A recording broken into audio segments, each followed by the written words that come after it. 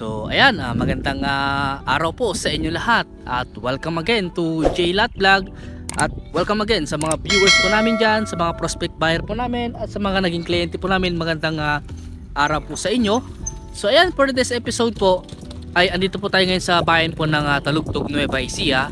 Meron kami ipapakita sa inyo dito na property po.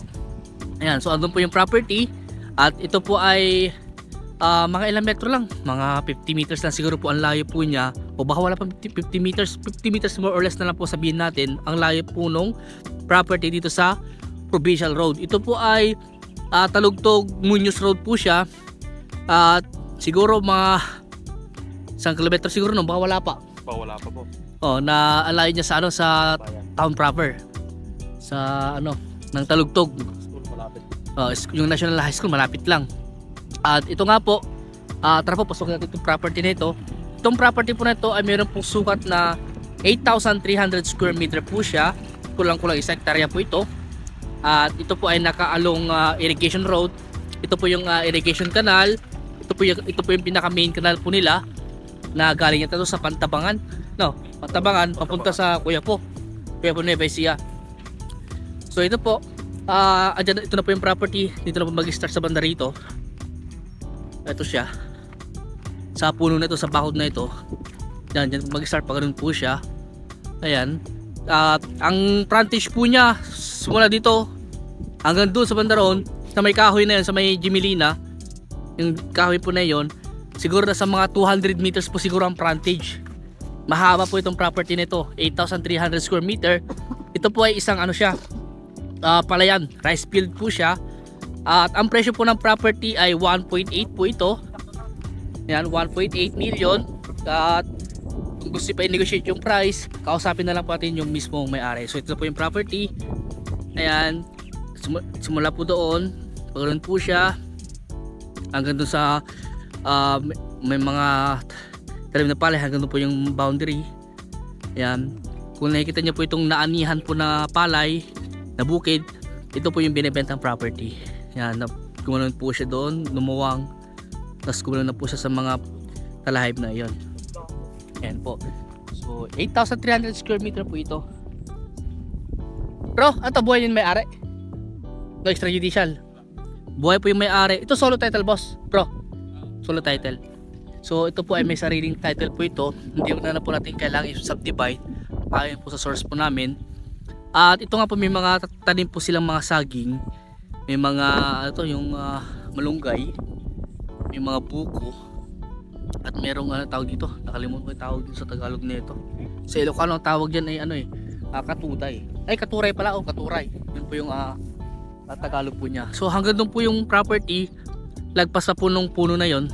Mga ilang metro lang siguro yung lagpas po niya. Kasi mga talahib po na yon.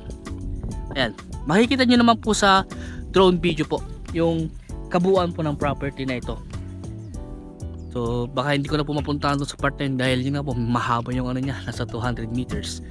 At yung drone na lang po yung maghahatid po sa inyo sa part po na yun. Pero try ko na rin pong puntahan baka sakali po. Ayan. So dyan po sa part po na yan, town proper na po yan. Sa bahay po na yun, sa harap po ng bahay po na yun, National High School na po yun. At sa bandarian, palengke na po. At ayan, yung mga pangunahing pangailangan nandiyan na po, mga clinic, yan. So dito sa tapat ng harap ng property, yung part po na yan ay hindi na po sa harap ng property, parang pagawaan po yata to o impakan ng mga gamit ng di ko po alam kung ano po yan. Siguro pagawaan yata ng hollow block yan or ano po yan. Yung kuryente po, andyan lang po yung kuryente, internet connection andyan lang din po. Ang source of water po dito, deep well. Hindi ko lang po alam kung binawasan na po dyan dahil malapit naman po yung dito. Sigurado po baka may nawasan na po dyan. At malapit lang naman yung provincial road na sa mga 50 meters lang o baka wala pa. Yun na po yung lalagyan natin ng mga tubo kung sakali. So try ko po puntahan yung part po na yun. So ayan po, andito po tayo sa parting gitna po ng property. So ito po yung property na binibenta. Doon po ako kanina nag-start mag-vlog sa part po na doon. At yun nga po, kung nakita nyo yung mga tower po na yan, palengke na po yan, town proper na po. At yung palang bahay po na yun, yun pala yung ano, tapat ng ano ng National High School. Ayan, kala ko yun. So talagang malapit po siya sa town proper po. Baka nga ano to sakop na rito ng town proper ng Talugtog. So ito po yung property po. Ito po ay ideal po sa farming po ito. Pwede nyo tamlan ng mga fruit bearing, pwede rin pong po, palay, mais, gulay, pwede po dito. At kagandahan nga po nito, hindi nyo na po problemahin po yung source of water para sa mga pananim nyo po dahil nakatutok na po siya sa mismong irrigation canal. Ayan, kuha ka lang ng hose, ilipat mo lang dito yung tubig, okay na. At hindi ka na gumamit ng makina o water pump or anong mga kailangan, isiphon mo na lang yung tawag sa Tagalog yun. Ayan. So hanggang doon po sa may puno na yun, lagpas lang konti, yung pinakadigi po na yun po yung boundary. Hanggang doon po, tapos ganoon na po siya dito. Ayan. Basta itong part lang po na naanihan, ito po yung property na binibenta po. Ayan. So tingnan mo ito. Ayan po, tingnan nyo kung gano'ng kaganda yung property na ito.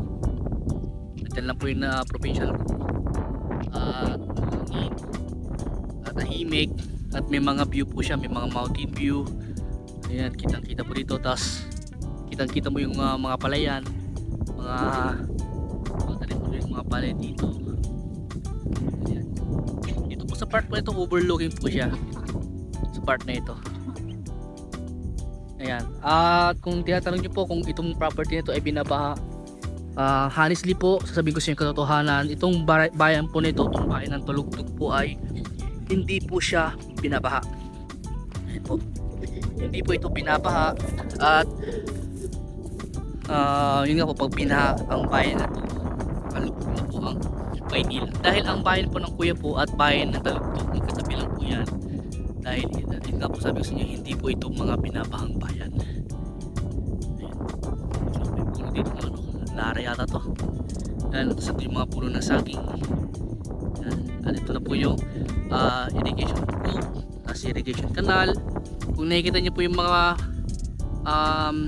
kable ng kuryente, yan po yung ginagamit nilang pampatubig po sa mga palayan po nila. Ang ginagamit po nila electric pump, mas matipid po yata kaysa sa mga gagamit ng mga diesel or mga gasolina. Kaya yun nga po sabi na mas nakakatipid daw po sila pag kuryente ang ginagamit. Karamihan ka po dito, ang ginagamit pa po nila mga solar, yung iba naman po windmill. Ayan po, kita mo yung windmill po na umiikot. Ayan po yung umiikot po na windmill. Ayan. Ayan po, ulitin ko, ito pong property nito, mayroon pong sukat nga po na 8,300 square meter. No extrajudicial, buhay po yung nakapangalan sa title. At the presyo ng property sa 1.8 million. Malapit sa town proper, town proper o palengke, malapit lang po. Wala pa 1 kilometro. Sa T-Plex, ang pinakamabilis na exit dito, Victoria. Pag-exit yun ng Victoria, papunta po rito siguro nasa 20 to 30 minutes po ang driving. Puro highway ng po yung dadahanan. Provincial road yung mga dadaanan po natin. Wala po tayong dadaanan ng rough road. At sa Maynila siguro mga 2.5 hours po siguro magandang oras po ang biyahe. Ayan, pasensya nyo, medyo mahangin po yung ating video. Ayan, malakas po yung hangin dito ngayon. Ayan, tahimik po yung lugar at maganda yung mga view, maganda yung property. Income generated na po siya. Habang kung ano gusto nyo gawin dito, pwede pong pwede nyo gawin para po yung residential, pwede rin gawing commercial siguro kasi may ano lang po pwedeng farming. Ayan, pwedeng ideal nga rin po sa farming po ito. Kita nyo naman po paano yun tinanim po nila. So kung may mga ibang katanungan po kayo regarding po sa property na ito, tumawag na lang po kayo sa amin. Kung sakaling gusto nyo punta itong property na ito na personal, sasamahan po namin kayo para makausap nyo yung mismong seller. Sa ngayon po, andun po yung seller, kausap po ng mga kasama ko, mga team realtors, kinakausap po nila yung seller po ngayon. Ayan. So hanggang dito po muna. At sa mga bago pa lang sa aking YouTube channel, please naman po, ayan, subscribe po. Ayan, mag-subscribe po kayo, libre lang po 'yan. At pahit na rin po yung notification bell para ma-update po kayo sa mga binablog kong mga property. Marami pa po kami mga property na iba-vlog. Ayan, maghintay-hintay lang po kayo sa mga kliyente ko po na naghihintay sa mga binablog kong mga property. Ayan po, nakasakali may picture ko na po yung hinahanap nyong property. So ayan po, hanggang dito po muna at maraming salamat po sa inyo lahat at God bless po.